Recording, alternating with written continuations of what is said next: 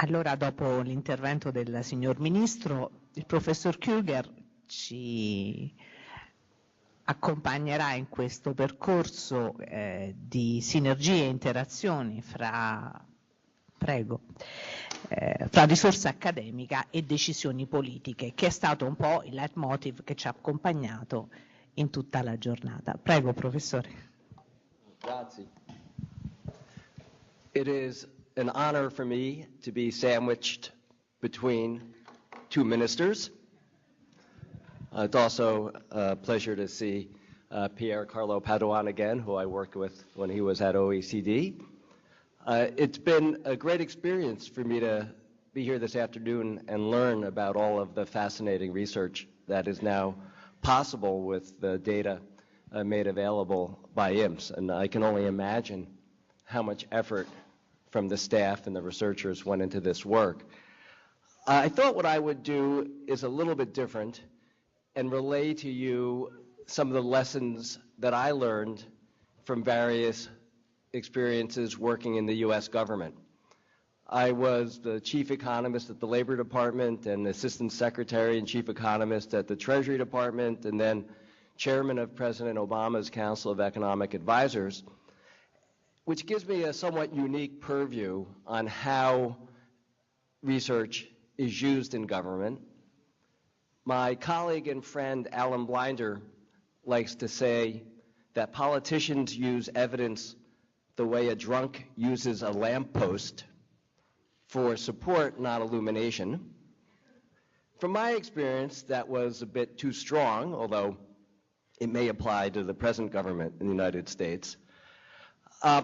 So what I thought I would do is list 12 lessons that I learned, try to illustrate them, and then also give you a brief quantitative analysis of how I used evidence on the various issues that I worked on. I should apologize, I don't have PowerPoint slides. I used to say in Washington that PowerPoint is not for the powerful. You'll notice that the U.S. Treasury Secretary never uses PowerPoint, but I do have some slides which summarize these points. I'm happy to share them afterwards. So here's the first lesson I learned. I started working at the U.S. Treasury Department in February 2009, and I learned that in the midst of a crisis, one has to take actions that one ordinarily would not want to take. February 2009 was the midst of the financial crisis. President Obama came to office and he requested $780 billion to spend in a stimulus bill. He helped to distribute $350 billion in relief to the financial sector. He rescued and restructured two major auto companies. Typically we say bailout, but the language we used was rescued and restructured for obvious reasons. We also rescued the largest insurance company in the U.S. Now, at the time, I don't think I fully appreciated how necessary some of these actions were and how the normal rules of economics can be suspended in a crisis. And I've written a paper subsequently with Austin Goolsbee, who was my predecessor, on the auto bailout, where Austin and I were in favor of bailing out General Motors, but we had doubts about whether it was necessary to bail out Chrysler. And in retrospect, it turns out that President Obama's judgment was exactly right, that having rescued Chrysler led to a speedier recovery in the U.S., and we hadn't fully appreciated that it's necessary to take extraordinary actions in the midst of a crisis. Now, there's a corollary to this rule, which is one has to pay close attention and use judgment to determine when the crisis is over and the normal laws of economics begin to apply again. And that may well be the situation that Italy is entering, thanks to the good economic performance over the last couple of years, and partly reflected in the improvement in the credit rating. Second lesson I learned, and this was Tim Geithner's favorite saying, Secretary Geithner would always say, a plan beats no plan. Economists are very good at tearing down ideas, We're trained to look for adverse selection, moral hazard problems. But in the midst of a crisis, one needs to take action. And if the economics team did not come prepared with a plan, then a worse plan would win out. So it was a challenge for us because, frankly, what we're trained to do is evaluate other plans, not to develop our own proposals. So that's the second lesson I learned. A third and related lesson is have a plan B. Plan B means be prepared in case plan A fails, in case it's not put in place, in case the reaction to plan A is so negative that it is rejected. And I have to say that was often the case. Even with the Troubled Asset Relief Program, Secretary Paulson went to plan B after plan A had failed. I used to joke around of calling this plan B, but literally Speaker Boehner said he was going to plan B on tax reform in 2012. And just to take a step back, because it's a little bit relevant to the current context in the U.S., we had significant tax cuts that took place under President Bush that were expiring, and the administration was negotiating with the Congress after the election about which of the tax provisions to allow to expire or which ones to extend. And we thought we would reach a grand bargain which would help the U.S. fiscal situation for years to come, which would include not only tax reform, not only corporate tax and personal tax reform, but also entitlement reform to Social Security and Medicaid. And after a while, after negotiating with us for a while, John Boehner, who was Speaker of the House, said, I'm going in a different direction. I'm going to introduce Plan B. His Plan B was to allow taxes to increase only for those who make more than $1 million a year. His Plan B failed. It was a great embarrassment for the Speaker. So we had to go to Plan C in that case. And after talking to policymakers around the world, including Olivier Blanchard when he was Vice President of the IMF, I've come to the view that there's not enough thinking about contingency plans. Not enough effort goes into what do we do if Plan A is not possible, if the reaction to Plan A is so powerful that it cannot be implemented. Then we go to Plan B. Maybe we should devote more effort to Plan B if that's the more likely plan than Plan A, because often policymakers are scrambling when it comes to developing an alternative plan. Lesson number 4, policymaking often goes very deep into the weeds. What I mean by that is the details matter much more in policymaking than they do in academic research. In academic research, we look at the economy from 10,000 meters. In policymaking, one really needs a microscope to understand the details of the policy. And I think the questions that research is better suited for answering are broad questions, the big picture questions. They're less helpful when it comes to designing the details of policies. And I can illustrate this for you briefly. I consider myself an expert on unemployment insurance. David Card was kind enough to mention a study I have with Andreas Muller earlier. And when we were working on extending unemployment benefits, one of the key questions was how do we redesign the look-back provision, which determines whether states are eligible for unemployment benefits that last longer than the normal 6 months. And I have to confess, I never heard of the look-back provision. I didn't realize that this was a feature of the unemployment insurance law. And it was the dimension at which we were adjusting the policy. Point number 5, this one is obvious, except to economists. Policy choices are constrained by the law. We would get very helpful advice from people on the editorial page of the New York Times saying things like, why don't you just nationalize Citigroup? As if we had the authority to nationalize a bank in the circumstances that we were facing. Lesson number 6, the policy process often grinds very, very slowly, and then sometimes all of a sudden a window opens up where it's possible to make changes.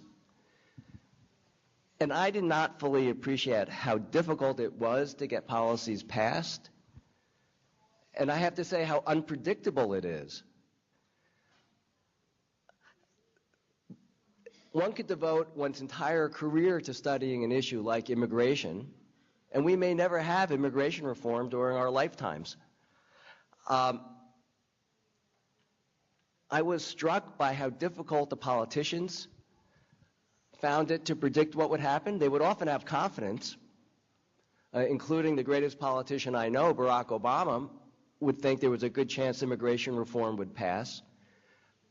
But no one had a perfect crystal ball. I also remember back in the mid-1990s when I worked for Bill Clinton, we had a meeting with Leon Panetta about the minimum wage, and my boss at the time, Labor Secretary Reich, wanted to increase the minimum wage. And after spending a lot of time cursing, Leon Panetta said, "Why are you doing this? It's not going to pass." And then 6 months later, it actually passed.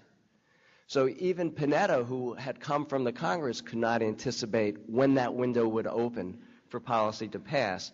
Now, I wanted to mention that because the U.S. is in the midst of a major discussion now on tax reform.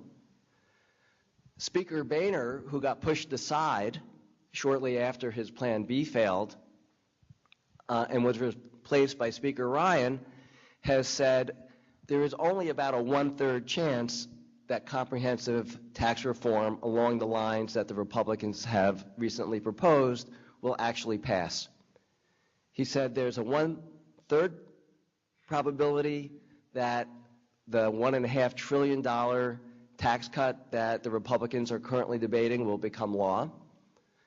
There's a 1/3 probability that the interest groups block many of the changes that are being proposed, and we're starting to see that when it comes to property tax deductions. The home builders and real estate agents, who are a very powerful lobby group, have already come out against the Republican proposal. And the Republicans have been very clever in not detailing whose taxes would be raised and which taxes would be increased to help offset the costs of some of the very large tax cuts that they're proposing. So I think the opposition will grow, and Speaker Boehner is familiar with that process. So I think his estimate is probably roughly correct, about a 1/3 chance that major tax reform occurs. Then about a 1/3 chance that major reform becomes too difficult, and sometime in 2018, the Congress passes much smaller tax cuts, which will also add to the deficit, but will not raise taxes on any sizable, significant group, instead cut corporate tax reform, maybe 5 percentage points, 7 percentage points, not all the way from 35 to 20% as has been proposed, and maybe have some tax cuts on the personal income side to make the whole package more appealing to the American public. That's about a 1/3 probability. And then the remaining 1/3 is the whole process collapses. And it goes the same way as the Republican efforts to repeal Obamacare, where the Republicans had promised for 7 years that when they came to power, they would repeal and replace Obamacare. They did not have a very sound plan to do that. Turns out that many aspects of Obamacare are popular. Also turns out that Obamacare is coherent, so it's very difficult to repeal parts of it and keep parts of it. So they were unable to enact any health care legislation, and there's a 1/3 probability that that can happen for tax reform as well. By the way, the consensus is that the middle option is the most likely, even though Speaker Boehner said 1/3, 1/3, 1/3. If you talk to people who are very knowledgeable about Washington, they would say the chance of no reform is probably unlikely because the Republicans will need something to run on when they're up for re-election.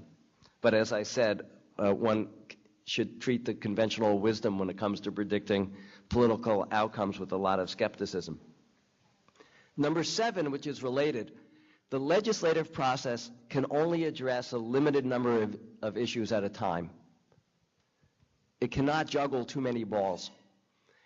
And one of the lessons I took away from that is, in doing research on economic policy, focus on important issues.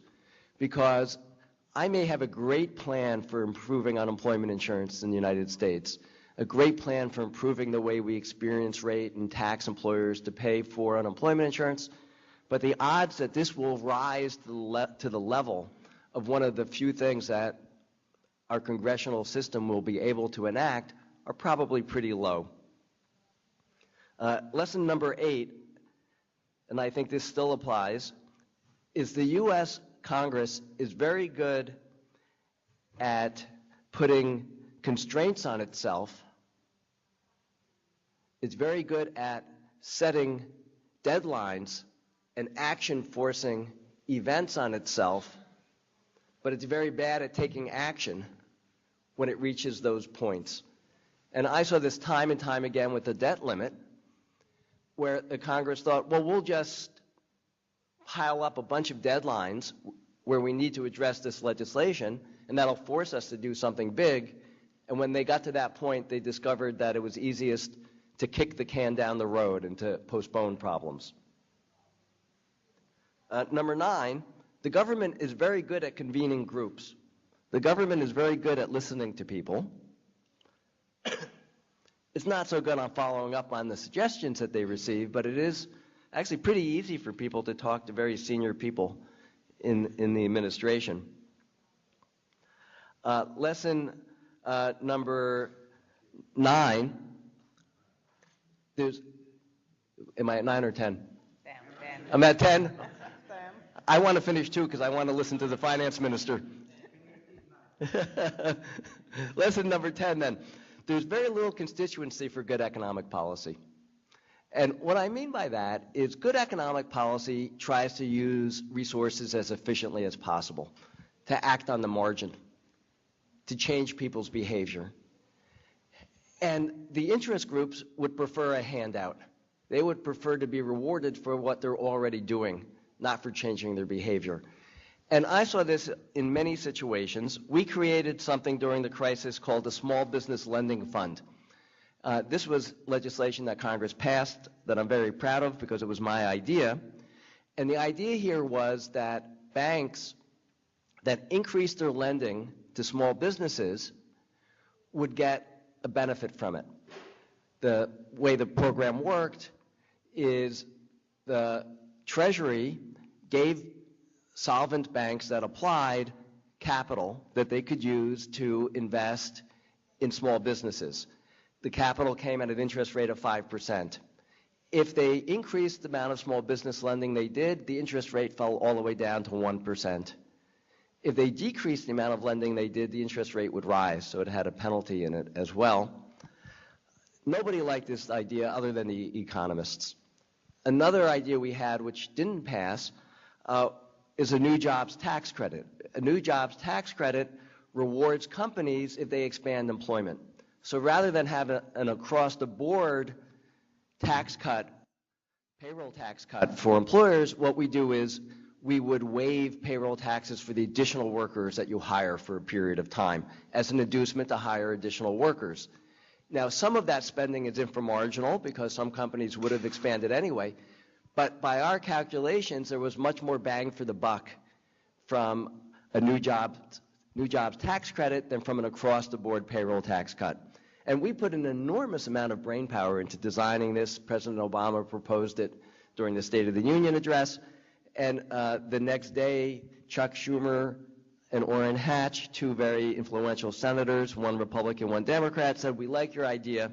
We have a variant on it, which is if you hire someone who was unemployed, you don't have to pay payroll tax for that worker for the rest of the year. Now, that wasn't quite as good as what we wanted because there's lots of churning. Think about a company like McDonald's. They're hiring people all of the time, so it's not working on the margin. But it's an example of how the political system pushed us more to something which was rewarding companies for what they were already doing. Now, I was a bit despondent about that, and I had lunch with Alan Greenspan shortly afterwards, and Alan said to me, well, you got a third of what you wanted. That's actually a victory in this town. And it reminded me of another lesson which we don't teach well in economics, which is that the best should not be the enemy of the good. and the importance of compromising and trying to reach a principled compromise.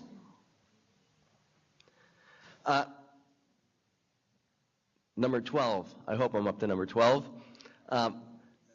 I became quite eclectic in the way I viewed economic research, and I think this is related to the topic at hand. My background has been in using compelling evidence from a natural experiment or from a randomized controlled trial when necessary, and the field has really moved quite rapidly here in defining regression discontinuities and matching methods. And I wasn't a purist the way, say, David and my student, Josh Angrist, was, but I felt that this was the best evidence. And after being asked by the president for what's the evidence on these subsidies for energy, or the ethanol program, which is kind of a mess in the U.S., which is a weird political constituency, which encourages farmers to grow more corn to use a mixture in gasoline, and we were overproducing the amount of ethanol. There was no good research, from what I could tell, but we could develop a computational model, and I think we had probably the best computational model because Jim Stock, who was on my staff, was very good at doing that. And there were many situations where I was in a position where it was necessary to come up with the best answer, and not all questions lend themselves to natural experiments. Often we're interested in general equilibrium questions where it's necessary to have a more elaborate model. So the last thing I wanted to mention is I went through my calendars. This is a nice thing you can do when you leave office. I went through all of my calendars and I made a list of every economic policy issue I worked on. There were 60 of them, from unemployment insurance to infrastructure to the sovereign debt crisis in Europe, Dodd-Frank, a reform of Fannie Mae and Freddie Mac, labor programs like the new jobs tax credit, regulation of coal, social cost of carbon, job training, many of the issues that were discussed today about retirement policy. So I went through each of these issues and I said to myself, on each issue, did we use evidence? When we had a meeting about how we were going to address this important policy issue, step one, did we have evidence? And here there's good news. 95% of the issues, we had some evidence. The bad news is the evidence might have been quite narrow. So we might have been looking at a housing program, and we started by saying, how many homeowners are underwater? How many homeowners owe more money on their house to a bank than the house is worth? We might have had that. But then we didn't have much guidance on the way to design a loan forgiveness policy, but at least we started with evidence. I said, as I reflected on these issues, how broad was the evidence? Did it cover all of the issues that we were looking at, or was it just narrowly focused? And the bad news is a lot of it was narrowly focused. If I were to put weight on things, I would say we really had evidence half the time for the issues we were considering because the evidence was often pretty narrow. Then I said, well, what was the evidence? Was it based on a randomized controlled trial, or was it based on some regressions which required a lot of controls, which we may or may not have had? Was it based on theoretical modeling? What was the evidence? In only 10% of the 70 issues was the evidence from a randomized control evaluation. This was more common in welfare issues, more common in job training issues, but only 10% of the time. Then lastly, I said, could I conceive of randomized trial, the gold standard, as David Card mentioned earlier? Could I conceive of doing a randomized trial here? You know, we don't want to rerun the financial crisis. It was bad enough the first time. We don't want to see if redesigning TARP would do things differently. And to my surprise, on 44% of the issues that I worked on, it would have been feasible to do randomized evaluations. A big area where I think we need more evidence, particularly from randomized controlled trials, is disability policy.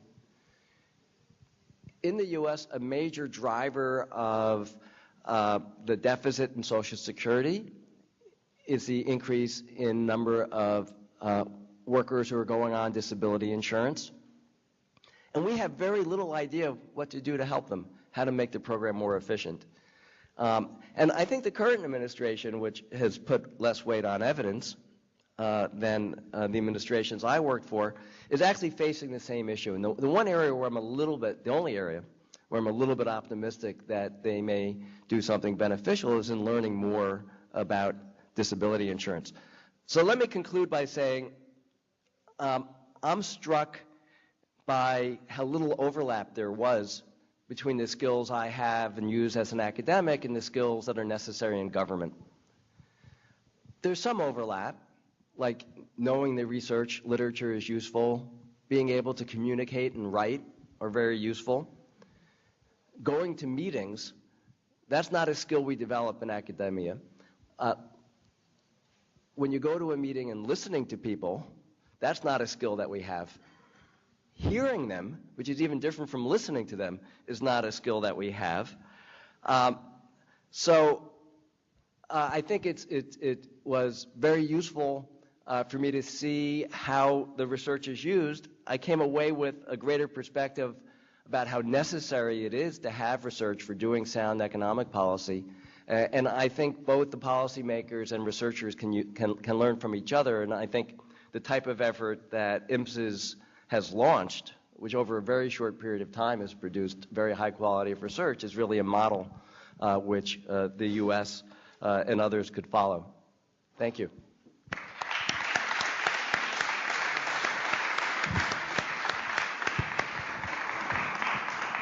Che dire, ringraziamo il professor Krueger di questa lezione di valore veramente eccellente e ringraziamo anche il presidente Boeri per questa opportunità che ci ha dato. Grazie.